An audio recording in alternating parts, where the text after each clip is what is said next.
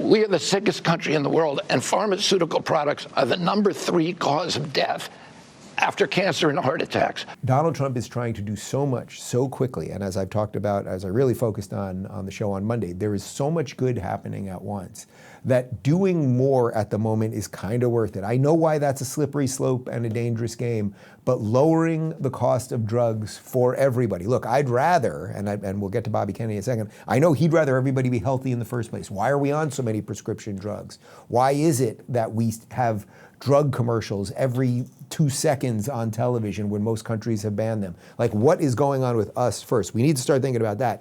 But as long as we've got these drugs out there, they probably should be a little bit cheaper for the people that need them. Listen to Bobby Kennedy on some of just the numbers, the amount of drugs that we Americans are putting in our system. And we use 70% of the pharmaceutical products in the world are sold to our country. We only have 4.2% of the world's population. We are the sickest country in the world, and pharmaceutical products are the #3 cause of death after cancer and heart attacks. So all that advertising, we're the only nation in the world that allows that kind of advertising on TV. We're a complete outlier.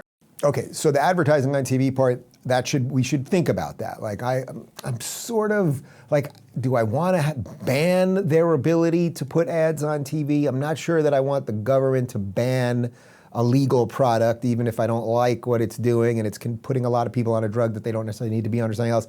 Don't know that I love that, right?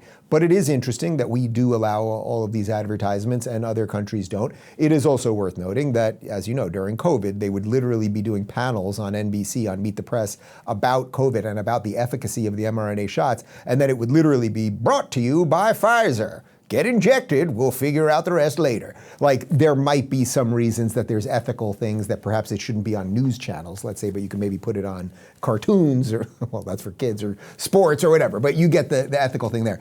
Now, as far as the 70%, if his numbers are right, that Americans are about 4% of the world population and we're on 70% of the pharmaceutical drugs, that makes us the sickest nation. It's interesting. Does that make us the sickest nation, or does that make us the most overly prescribed nation? That probably is sure. Maybe maybe that many people aren't that sick. I know we have an awful lot of obesity and all sorts of chronic illnesses, but maybe it's both things. We have a lot of that because of the way we eat and everything else. And then we're just drugging everybody. Like, when we take these kids, you take a 4th grader who's just rambunctious and wants to run around, and you put him in a class for 8 hours a day just to sit there like a robot, and then wonder why he just out of nowhere starts screaming or yelling or hitting a kid, and then you drug him.